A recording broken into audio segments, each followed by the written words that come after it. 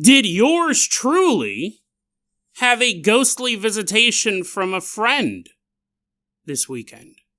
And then we travel to Mexico. When a paranormal radio host begins to receive phone calls from a man claiming he knows how to sell your soul to the devil, is it possible that this series of interviews would eventually lead to more than one sacrifice? Today on Dead Rabbit Radio.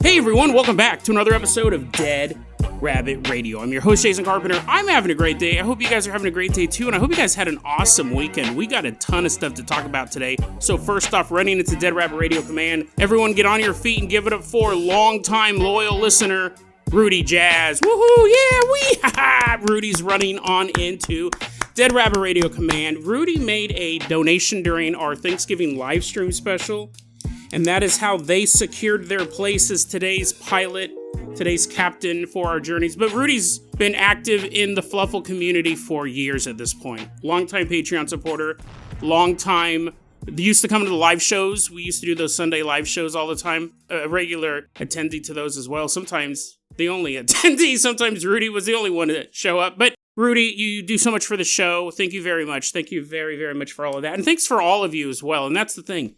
If you guys can't support the show financially, if you guys can't show up to the live shows, don't happen anymore, but to the movie nights, if you guys can't do any of that, it's totally okay. You guys live busy lives.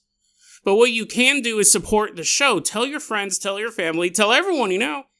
Dead Rabbit Radio is your favorite paranormal show. That is how you can help the show grow, and I see you guys doing that all the time as well. So really, really appreciate all the hard work you put into making this show a success.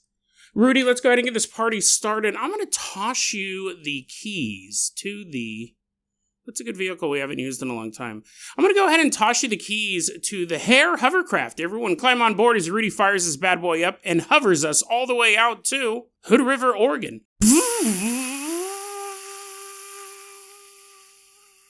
This all just happened this weekend. I got some stuff to tell you. Ghost-related stuff. You're like, is this another one of your I didn't commit a crime, but if I did, here's exactly how I did it? No, none of those stories today.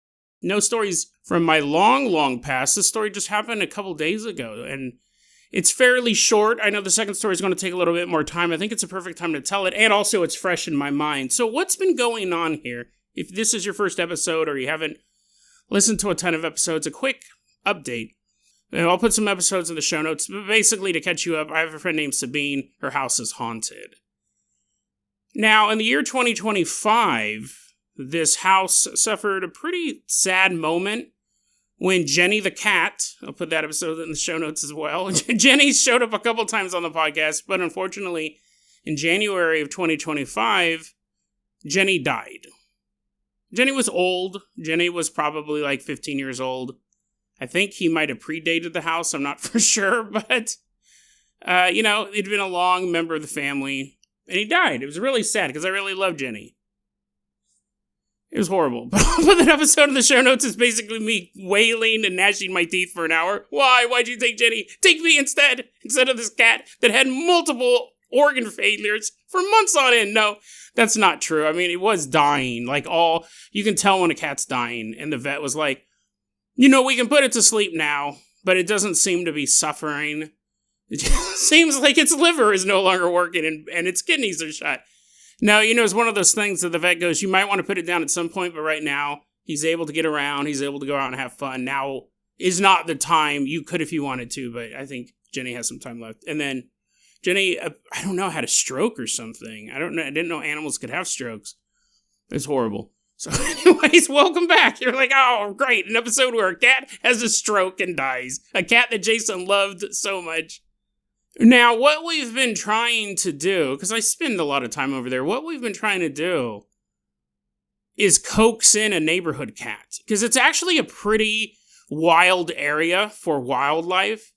And Sabine goes, I could go get another cat from the shelter, but it's not going to live. There's way too many feral cats in the area. I want a cat that will be an indoor-outdoor cat.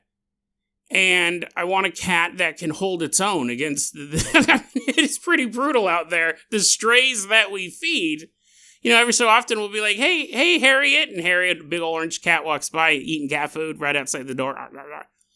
And then we won't see Harriet for 3 or 4 days. And then when Harriet comes back, it's like missing an ear or something like that. It's just eating food like it's no big deal. We're like, what? These cats are constantly getting banged out by other cats. Maybe even raccoons. There's a lot of raccoons in the area. So over the course of the weekend, Sabine was out of town, so I go, I'll stay over and I'll make sure the cats are fed. I love house sitting, too. I love just hanging out at houses that aren't mine and there's no one else there. But I also love cats, so we'd put out the cat food, and, neighborhood cats would come, and then some of the ferals would come and just eat food, and I'd sit there at my computer desk in the living room, and to my left-hand side is this big sliding glass door, and I could see the cats pop their heads up and look at me for a bit, and then they start eating. That also means raccoons show up. One of the things I did this time was I got some tinfoil. I found out that raccoons love tinfoil. They love it because it's so crinkly and shiny, because they're always stealing like rocks and stuff like that out of Sabine's garden. And she goes, yeah, raccoons are super curious. They take these little things and treat them like they're treasures. I go, oh, that's fascinating. I found out they like tinfoil, so when I went over to her house, I got a bunch of tinfoil, and I rolled it up into balls, and I started throwing it all over her backyard. She's going to come home in a couple hours. I better go clean the tinfoil up. And I go, well, this will distract the raccoons. They're not going to eat the food. They're going to be too busy playing with all this tinfoil.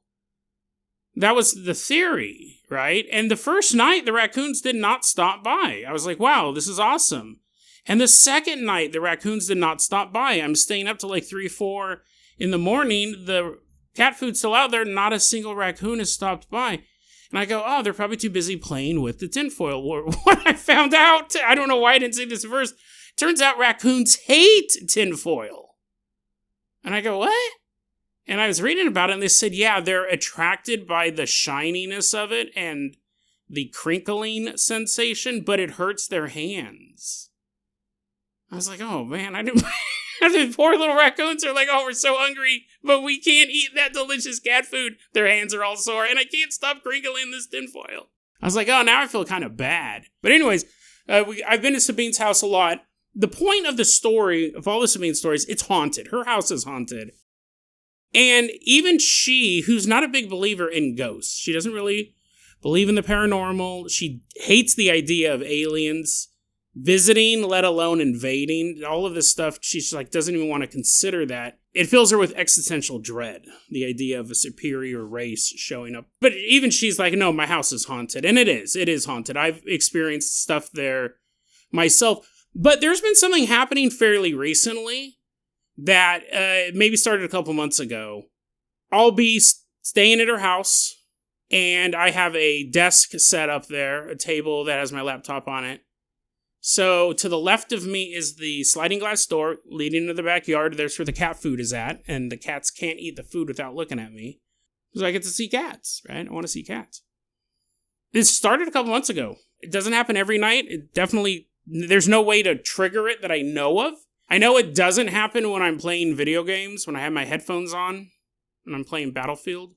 I don't hear it or feel it, is probably more apt at all. But when I'm just watching a movie and I still have my headphones on, and I'm reading material for the show, every so often, I'll feel the unmistakable vibration of someone walking up behind me. I mean, it's not the most rigid floor to begin with. Like when people are walking through the house, living people, you can feel it through the floor. You can feel the vibration. I think a lot of places are like that, but not at 3 a.m, not when there's only 2 people in the house. And this weekend, I've been the only one in the house, and I still feel it. The sensation of someone walking up behind me, and you can feel the vibration of the floor move towards you. To the point so that if I'm watching a movie that gets too scary, I usually will save it for the daytime or when I'm back at my place, because it's so off-putting. As a paranormal researcher, I know this is funny, but I don't want to experience ghosts in my downtime. I want to relax. I want to chill out. I don't want a ghost walking up behind me. I don't know if that's common for paranormal researchers. I imagine if you were a geologist, you don't want to be sitting there watching Friends on Netflix, and then someone comes in with a pile of rocks and goes, "What are these?" Right? You're like, bro, dude, chill, man. I'm watching Netflix. Right? I think all researchers just want a break. That's how I feel. I don't want to be dealing with ghosts when I'm just sitting here trying to watch movies. So, I just want to watch this. I just want to watch this movie that's borderline torture porn. Watched this movie last night called Talon Falls about a haunted house. Not a real haunted house, but like a theme haunted house. It's this haunted house in Kentucky or whatever. And as they're walking through the haunted house, it turns out that the people being killed as part of the decoration of the home, it's real murders. So the teens are like, "Hey, look at that poor woman. She's getting her boobs cut off or whatever." And she's like, "Ah!" screaming. And then there's like 500 people making their way through this fun house, but that's super disturbing. That actually wasn't in the movie. No one got their boobs cut off. You're like, thank God. I've never seen that in a horror movie. And I've seen all the Hostels. No, that doesn't actually happen. But the point is that you walk through this haunted house and you're watching people getting tortured and you're like, what? Look at that's so fake. Well, it turns out it's not fake. Because the 5 teenagers that we follow they take a wrong turn or whatever. And then they get caught and they get made part of this haunted house, and they're like, and they're getting electrocuted and getting tortured, and other people are walking by them now going, fake. And I watched that movie, and found out afterwards, apparently, this is a real haunted house. It was basically an advertisement for the real haunted house, Talon Falls. The movie, it's torture porn, and it's an advertisement for a real haunted house. Why would you imply that there's a 20% chance if you visit our haunted house, you might get your boobs cut off? Again, that doesn't happen in the movie. But the point is, it was torture porn. It was basically people getting shocked and electrocuted and cut up for long periods of time. Most of the movie. And yes, I mean, a ghost probably would walk up to you and be thinking, why are you watching this, man? Why are you watching this? The ghost would, and that's not all I watch. Just to be clear, I've watched it 20 times. My Amazon account is locked. It won't let me watch it again. That's not all I watch. I watch all sorts of spooky movies. But I'll feel the floor vibrate like someone's walking up behind me. It doesn't really happen when I'm watching a normal movie like The Mule. Clint Eastwood made a movie called The Mule. It was not good. It was really, really bad, actually. That is besides the point. I'd feel the floor vibrate. So the house is haunted, for sure. I've seen stuff, put it in other episodes, we'll talk about that. But what happened this weekend was really off-putting. This was the first night I was staying there, and it's dark now. The sun is long set, it's nighttime, and I still have the cat food out. The raccoons haven't shown up yet. They're still nursing their wounds. And I'd see cats come up and they'd start eating the cat food, which is fine. That's what it's there for. And I'm sitting there, and again, this is on my left-hand side, and I would constantly be kind of looking over to my left to, one, see a cat eat and go, oh, that's cool. Or to see if there was a raccoon nearby eating that cat food. I'd have to scare him off. I didn't do it every second, but I do it every now and then. Definitely movement, because I'm sitting, it's right in my peripheral. Movement would make me look over there. I'd look over, I'd see a cat outside eating. It was late that night. I'm sitting there on my computer watching whatever, probably not a movie I should say that I'm watching. I was watching Martyrs for the 15th time. I turn and I look, and outside, like right outside the sliding glass window, which is where the cats normally are, because the food is right there on the step. Something gets my attention and I turn and I look, and outside in the darkness, I see 2 green cat eyes just staring at me. Now, they weren't glowing, but they looked like there was light reflecting on them. And there was a little bit of light, right? I have all the lights on in the house because I'm scared.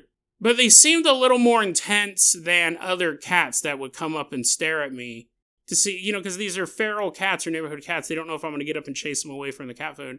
So they'd look at me for a bit and then they'd start eating. I turn and I look. These cat eyes are at a cat height's level. They're the size of cat eyes. And I grab my flashlight and I turn it on, and there's no cat out there. Like, I have one of those super powerful, like, 1 million lumen flashlights I use to shine and scare away raccoons.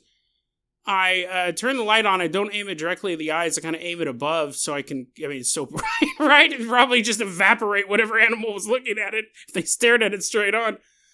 I shine light in the backyard. There's no cat there. I just saw the eyes. Click. Illuminate the backyard. There's no cat there. I shut the flashlight off and the cat eyes are still there.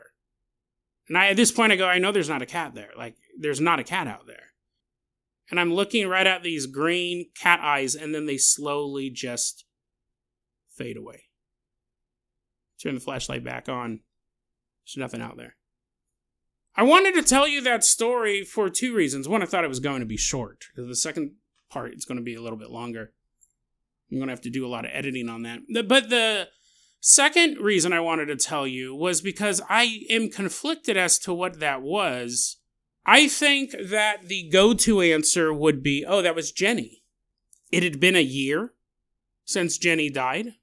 The last weekend me and Jenny spent together was this same thing. Sabine leaves town every year on this same weekend. And for the past 4 or 5 years, I've stayed over and hung out with Jenny and made sure Jenny was doing okay and fed Jenny and all that stuff. Let him in at night. Let him go in the day. And last year, at this time, was the last time we got to do it. It was only a couple weeks later, I believe, that Jenny died. And here I was again 1 year later. I don't remember Jenny's eye color. I don't remember anybody's eye color. I couldn't tell you my mother's eye color. I couldn't tell you girlfriend's eye colors or nothing like that. I'm not an eye color guy.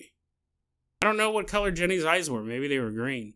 But I think the simple read, and maybe this is the correct one, but I think the simple read is that was Jenny outside. But I don't think so. I do think Jenny probably does haunt that house from time to time. But I don't think that was Jenny. Because there was not, I'm not going to say there was something malevolent about it, but it was something that was not nice. It was not a nice set of eyes looking at me. Like, I didn't get that feeling that it was good. I got the feeling that it wasn't raw evil straight from the chasm of hell, but I don't think it was pleasant to be around either. So I don't know what it was. Sabine doesn't know about it. She's still gone. I'll tell her about it later. And she might go, well, maybe it was Jenny visiting you, but no, there was something not nice about it. Again, I didn't get a great feeling from it. I didn't get a great feeling at all. But anyway, so yeah, I actually thought that story was going to be much shorter, but it went on a little bit longer. I hope it was entertaining to you guys, but yeah. I don't think we're going to have time to tell the... you know what's funny is because, here's the thing, I expected that story to be 5 minutes long, and technically it is, right? I could have just said I was house sitting this weekend, and I saw a pair of glowing eyes in the backyard. I don't need to include anything about the raccoon trap. I don't have to include the torture porn. I don't have to include a ton of stuff. All I need is Jenny died. What else did I talk about? Jenny died, someone walking up behind me, and then I saw glowing eyes. Technically, that is 5 minutes long.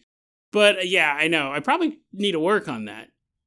You're like, yes, Jason, after 1,500 episodes, should have it dialed in.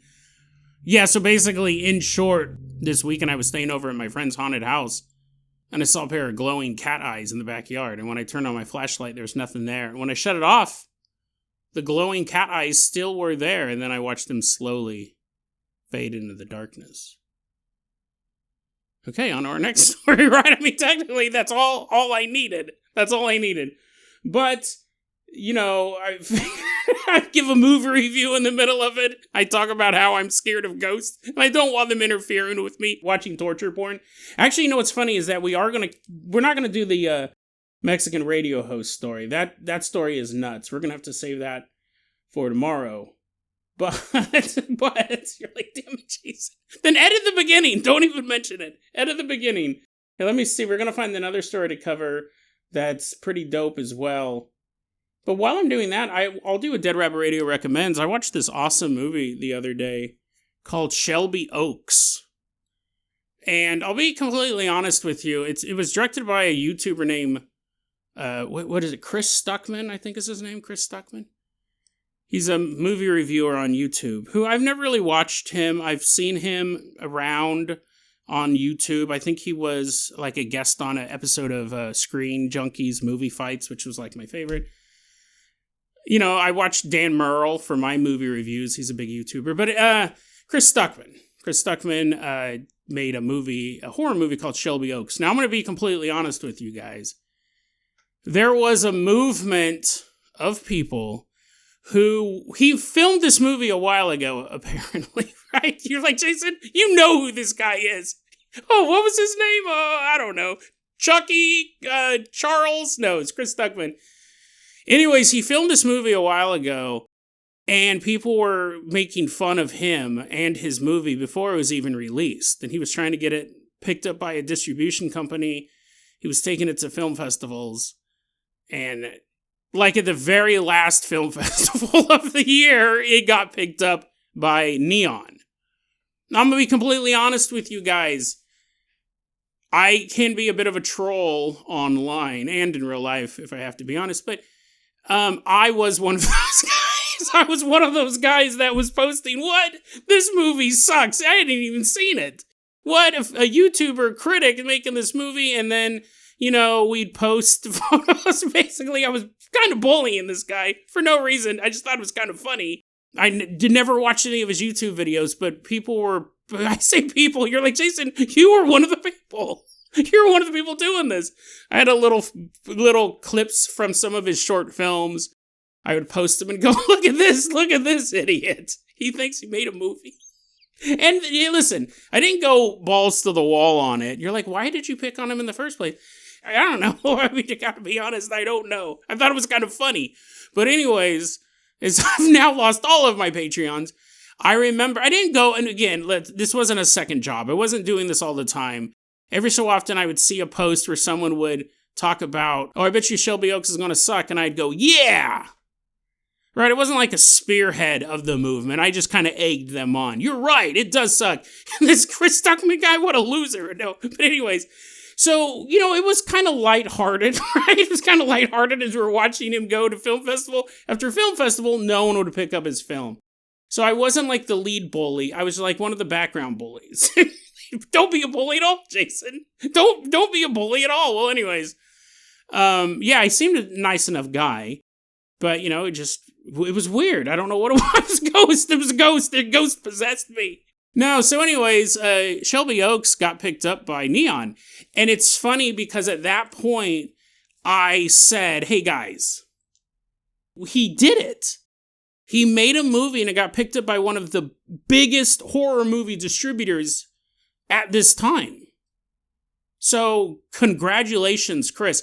And it's funny because you did start to see a lot of us start posting, hey, good on you, kid. Good on you. I mean, like, that is awesome. Well, it's funny because when the movie came out, I knew I had to see it. I knew I had to pay for it. I was like, okay, let's get this. I got to give this guy some money for all the mental anguish that I caused him over the course of months. So I did. I watched that this weekend. That movie rocks. Shelby Oaks, Dead Rabbit Radio recommends Shelby Oaks. It has nothing to do with me feeling bad about bullying him, because he probably never even saw the stuff, right? If I'm going to be honest. Well, okay, he probably did. But my point is that, forget all that stuff, it's a really good movie.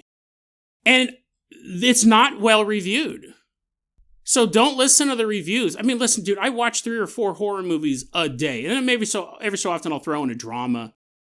Something like that. Some sort of torture drama. It's about a guy being trapped in a cell by Peruvian warlords for 20 years. No, I watch a lot of horror movies.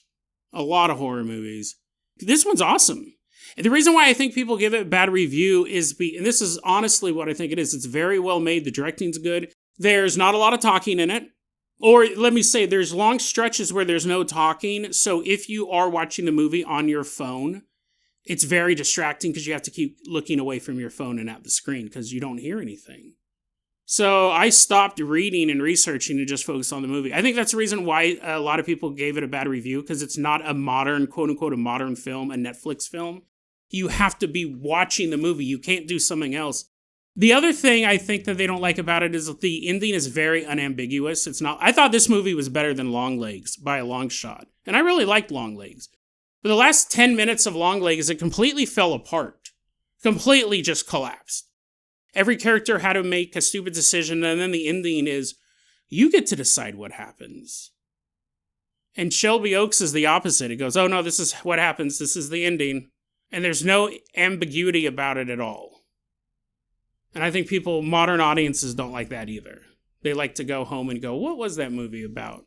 But anyways, so, Jason, are you going to tell any ghost story? You're going to tell anything? Well, Dead Rabbit Radio recommends Shelby Oaks. And it's not just because I feel bad because I low-key bullied the writer-director for just a couple months, right? It's nothing huge. I wasn't doxing him. I wasn't emailing him directly or anything like that. Just when people made fun of him online, I joined in. I was a background bully. But he did it. Not only, and I paid money for it, so $5.99, that's worth months of torment. I really enjoyed it. I really, really enjoyed it. It was creepy. It was a very unsettling movie. Just enough torture to keep me interested because it gets real dark. But anyways, no, it's good. I really like it. I think it's getting bad reviews. I think some of it is the bullies, the fragmentation of the bully empire. Because you can't bully a guy who's a success. He did it. And so I think some of them, it's sour grapes. I think some of the bad, because I read the bad reviews, I go, what are these guys talking about? And it's not super legit criticism. I think it's just too cut and dry for them. There's no ambiguity in the movie. This is the story. This is the ending. There's no guessing. And I think modern audiences don't like that. They want to go, well, and put their view into the movie, which is fine, but you have to be a great storyteller to have a good, ambiguous ending. Most people aren't good storytellers. And I think Chris Stuckman goes, I'm just going to put in the ending. Here's the ending. This is how it ends. So I really enjoyed it. We got to tell it. Let me find a second story for you. Dead Rabbit Radio recommends Shelby Oaks for sure. Let's take a look here. Oh, you know what? Here's an interesting one. We'll do this one. Rudy, I'm going to go ahead and toss you the keys of the world-famous Carpenter Copter. We're leaving behind the town of Shelby Oaks. We're waving goodbye to everybody. Chris Stuckman shaking his fist at me. He goes, what? You bullied me for months, you moron. Man, it was all in good fun. It was all in good fun. Your movie was cool. We're leaving behind Shelby Oaks. Why don't you fly us all the way out to a house in the suburbs? We're flying all the way out to a house in the suburbs. We're about to meet a young man. We'll call him Kyle. That's actually the name he uses online. It's like his online handle. I'm assuming his name really is Kyle. Kyle, this is it's a short story. You're like, yeah, right, Jason. What are you going to shoehorn into this one? Hopefully nothing, but. So we meet Kyle, and he's walking down the street. We're like, hey, buddy, what's up? And he's like, oh, dude, I'm doing great. Everything's A-okay. I go, hey, you want to come down to McDonald's with us? He goes, sure. Who doesn't love McDonald's? So we go down to McDonald's, and we're eating cheeseburgers. Did you know? And I'm not trying to shoehorn this in, but yesterday I was thinking about getting some McDonald's, and I used the mobile app. And did you know, this is insane, this has to say something about America, or just the world in general. Now they have, like a ghost. Jason, do they have a ghost? Because if not, don't tell us. Just focus. I went online. I like eating chicken nuggets. I like chicken nuggets at McDonald's. When the very first time I had honey mustard sauce from McDonald's, I never tasted anything so good. Never in my life had I ever tasted anything as good as hot mustard from McDonald's. I remember I was probably like 11 or 12 years old. We stopped by a McDonald's and chicken nuggets had just come out. And I got the hot mustard, which I'm not a huge mustard fan. I don't know why I chose it. And it was like tasting a god. I had never tasted anything that good in my life. I was instantly addicted to hot mustard from McDonald's. And I remember we lived in the Bay Area at the time. I actually we went to McDonald's and we got this. And this is back when they'd give you a ton of sauce. Now it's like 50 cents for each one. But anyways, I had a little thing of hot mustard, that little bucket that it comes in, that little hand-sized container. And so anyways, I was like, oh, I'm going to save you. You're unopened. I'm going to save you. And I put it in my pocket. When I put the hot mustard in my pocket and I sat down, it exploded. I go, nah! Oh, what horrible fate has the Furies ascribed to me. You let me taste this and then you destroy it. My hot mustard exploded in my pocket.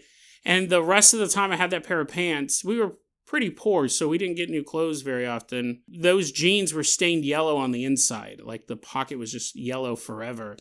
And I didn't get to eat more hot mustard. Well, I did when I went back to McDonald's. But anyways, it has nothing to do. Actually, to be fair, McDonald's has nothing to do with this story. But my point is that, do you know McDonald's now sells a 40-piece nuggets? Isn't that insane? The highest it went was 20. I would eat 20 nuggets. I'd go there for dinner or whatever, and I'd say, I'll have a 20-piece chicken nugget. And now there's a 40. You're like, Jason, one person's not supposed to eat all 40. One person's not supposed to eat all 20. That's for 2 people. Anyways, 40-piece chicken nuggets. We go to McDonald's with Kyle, and we're eating all of this delicious food. And then he starts going, he's doubling over in pain. I was like, oh, you're not going to finish your hot mustard? Here, let me have it. He rolls around on the ground. He's screaming in pain. He gets taken to the doctor. We're all standing in the doctor's office, and Kyle's hooked up to all these machines. Beep, beep, beep. Little saline drip is going into his arm. He's like, what's wrong with me, doc? The doctor goes, well, I don't know how to tell this to you, son, but you have Crohn's disease. And Crohn's disease is a disease that is in your intestines. And basically, I don't know a lot about Crohn's. Right? I know a lot about McDonald's, the cause of Crohn's. No, but Crohn's is basically an inflammation disorder. A lot of times it's deadly. Your intestines aren't working right. Everything's inflamed, super, super painful. It can kill you because of the inflammation. You can't digest food or you can't expel food. Crohn's is considered, I remember researching this a long time ago. I had a friend of mine who had an issue with Crohn's. Crohn's is considered, like as far as diseases go, one of the most painful ways to die. If it gets out of hand, it's excruciatingly painful, and it will kill you if it's not treated. There's a lot of diseases like that, cancer, diabetes. These things can kill you if they're not treated. But Crohn's ranks up there with one of the most painful ways to die. Your body basically just can't do its most basic function, which is to absorb food and then expel the waste product. Well, Kyle finds out he has Crohn's disease. Am I going to make it, doc? Yeah, you'll be fine, son, but, you're going to have to make some lifestyle changes, and you're going to have to take this medication, and hopefully you can keep it at bay. Shortly after Kyle is diagnosed with Crohn's disease, he has this nightmare. In the nightmare, he's sleeping in his bedroom, and a demon comes out of his bedroom closet. He doesn't really describe what this demon looks like, except for one feature. He said this dark entity had a long nose. He has this dream. Kyle's laying there in bed, and the demon comes out of the closet with his long nose, walks up to Kyle, and plunges his beak-like nose into Kyle's guts. Eventually, this demon is on top of Kyle with its whole face buried in Kyle's abdomen, and Kyle's like, screaming as this demon begins to snort out Kyle's intestines. No!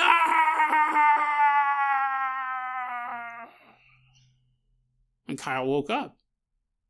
He goes, oh my God, it's horrifying. What a horrible nightmare. I was watching my guts fly out of my body into this creature's huge nostrils. It's all sucking up my guts. Kyle's like, that's horrible. I hope I never have that dream again. But Kyle does have that dream again. He said this dream, it didn't happen every night, but it was a reoccurring dream, nightmare, really. He kept having the same dream over and over. He's laying in his bed in the dream. Closet door opens. The long-nosed demon walks out of the closet, buries its face into Kyle's guts, and then snorts out his intestines into his nostril. This demon's hoovering this kid's guts. Kyle wakes up. Kyle has this dream every once in a while. In the real world, he is unfortunately having pretty serious side effects from the Crohn's.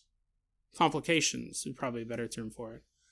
It gets to the point where it's so bad the doctor goes, hey, listen, son, I hate to break it to you, but you're going to have to get an ileostomy bag. Now, I'm sure everyone's familiar with a colostomy bag. I think that's how you pronounce it. Basically, the colostomy bag, I think we're all familiar with that. It's a bag that gets hooked up to your guts, and it's when you can't poop right anymore. So basically, the poop is going through your body, and when it gets to that part of the bag, it shoots out of you into the bag, and when you fill it up, you're like, Jason, you don't wait till it's full. You're like, I can probably get 2 or 3 more ounces in this thing. I'm not going to change it yet. Everyone's all, pew-wee. Come on, man. Change your bag. Nah, these bags are expensive. I'm actually using Ziploc bags. It's save money. I saw this life hack on TikTok. You can use a Ziploc bag and some duct tape. It's all exploding everywhere.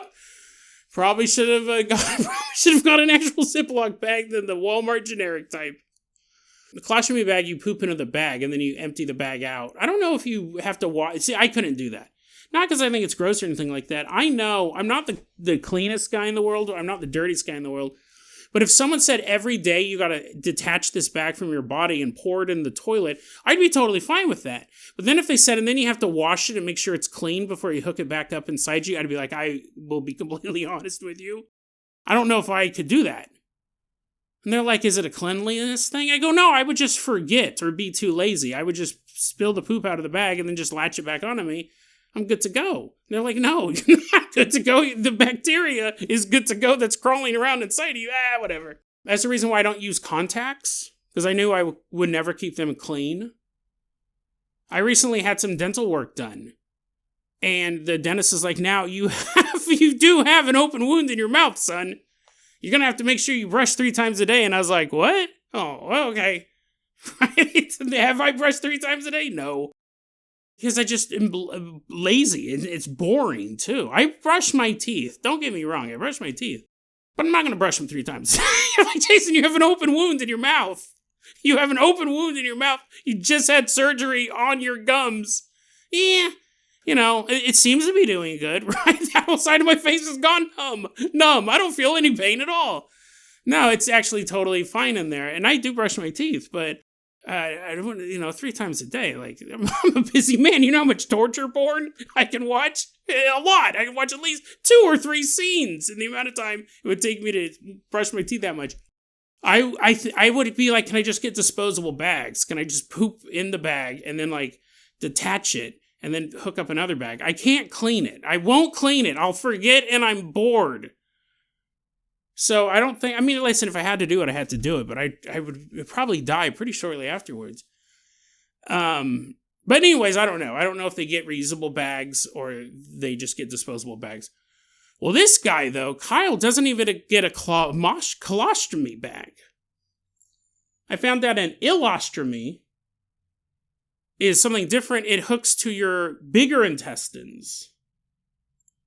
And the colostomy bag hooks to your lower intestines. So colostomy bag, by that time your poop's pretty well formed. It's traveled quite a ways through your intestine. So you're pooping in a bag.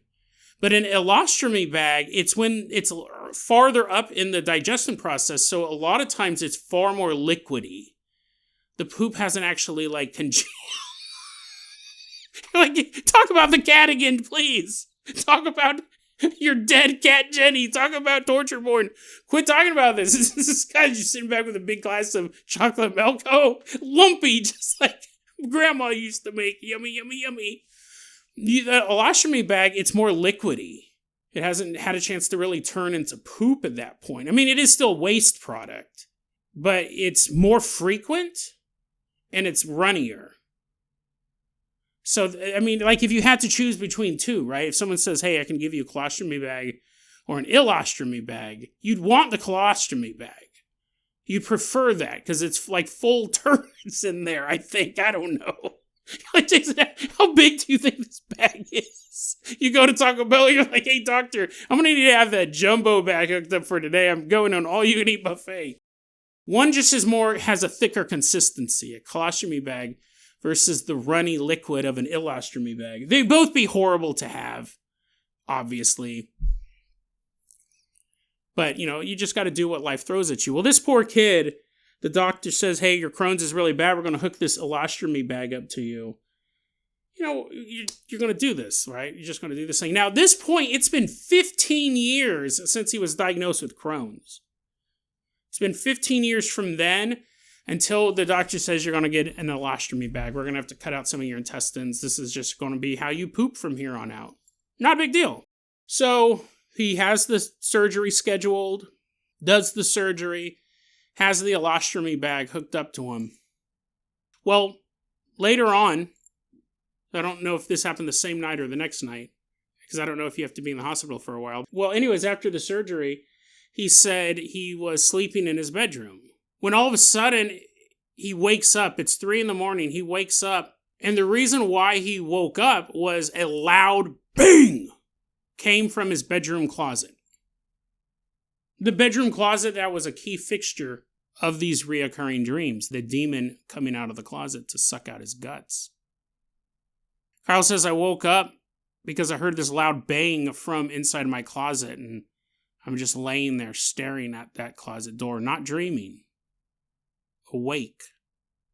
But nothing walked out. Despite of everything that he had dreamt about for the past 15 years, the closet door remained shut. And eventually Kyle went back to sleep.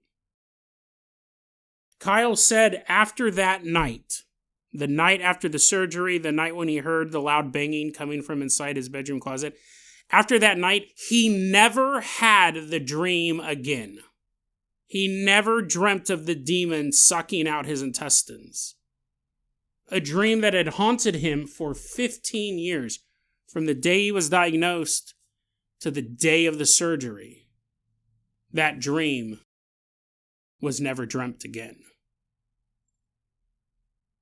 Kyle looks back at all of this and he goes, listen, I'll be completely honest with you.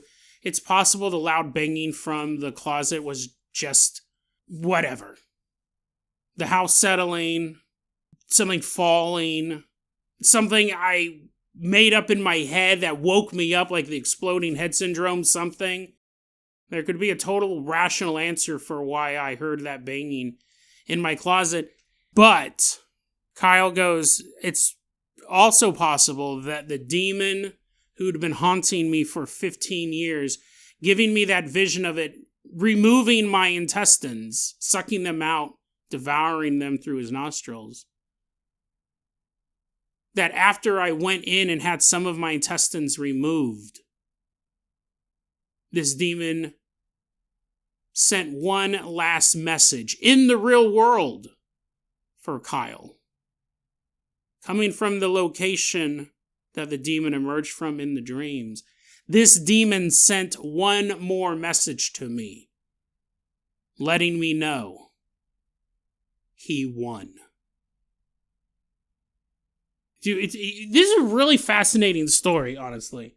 I thought it was going to be shorter, right? That's kind of the theme of this episode. But I had to talk about chicken nuggets. You're like, what did McDonald's have to do with anything? Did he mention that in his story? No, I just wanted to give a little flair to it. But anyways, his story is literally like 5 sentences long. But I really love this story. I really do, because, listen, this is one that there is a supernatural answer for it, and there's a totally rational answer for it as well. The supernatural answer is obviously there's some sort of demon in his closet that basically gave him Crohn's. Or there's another read on it that the demon knew all the suffering that comes from having such a horrible disease. And it was basically feeding off him, feeding off of his louche for 15 years.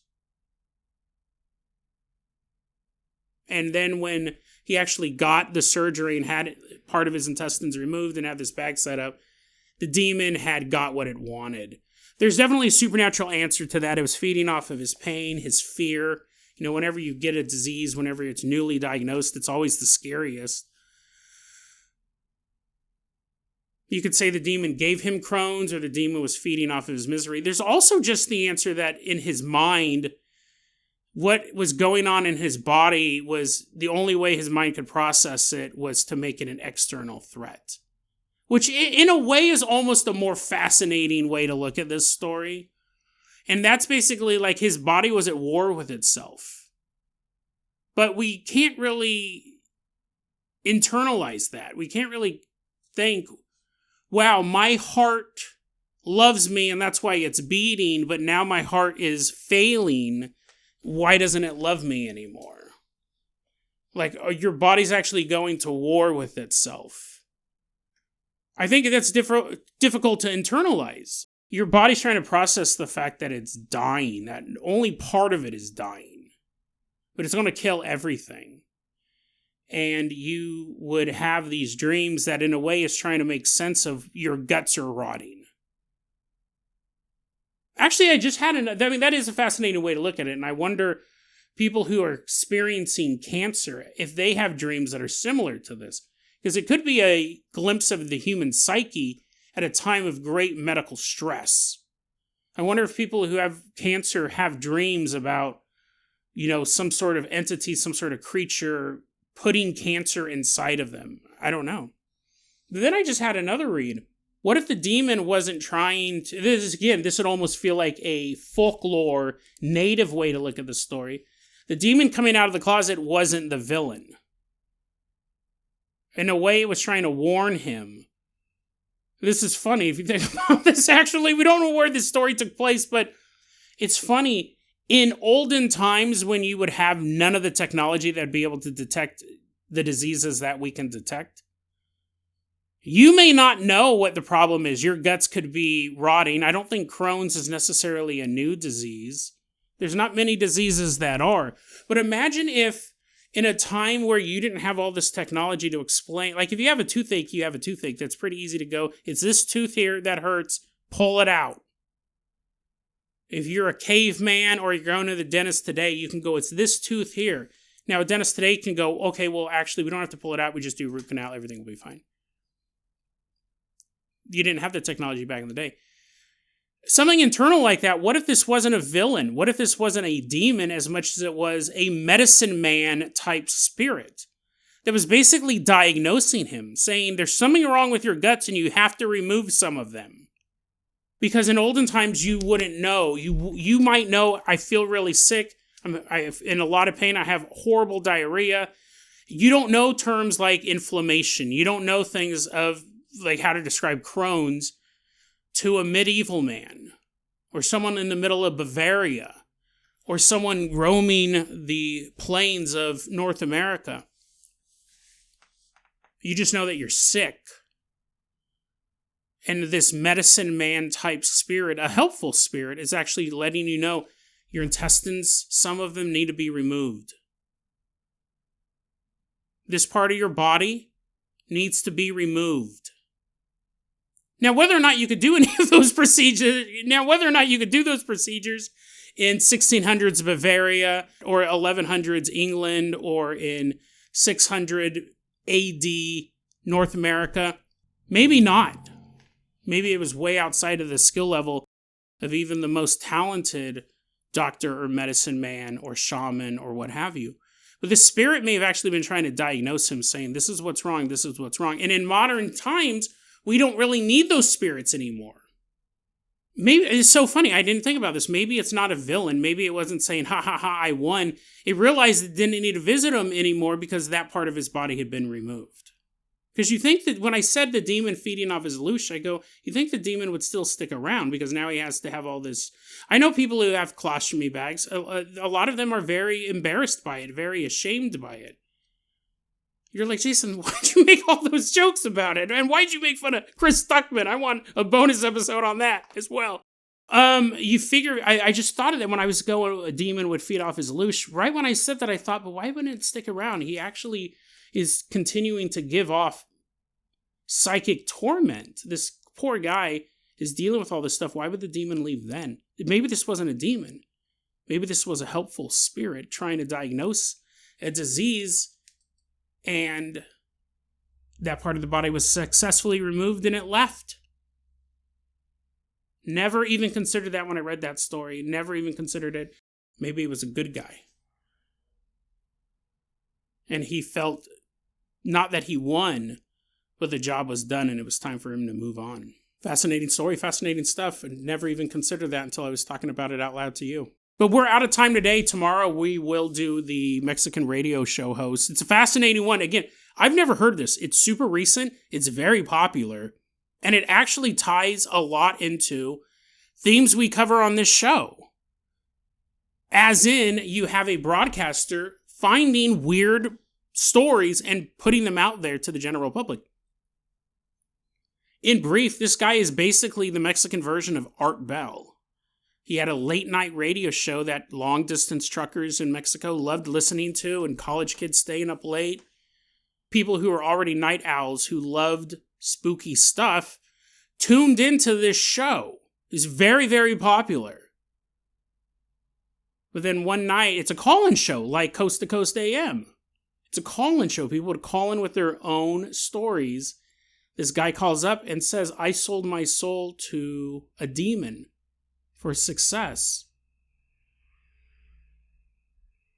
And the host takes the call and they talk. And it's a fascinating story, and there's tons of information on it as well. A lot of it in English, a lot of it in Spanish. But we'll continue that tomorrow. I actually really want to tell that story, but I also had to talk about everything else. I got to talk about McDonald's, torture porn, cats, how to trick a raccoon. That didn't work out well. I thought I was giving them toys, but it turns out I was hurting them.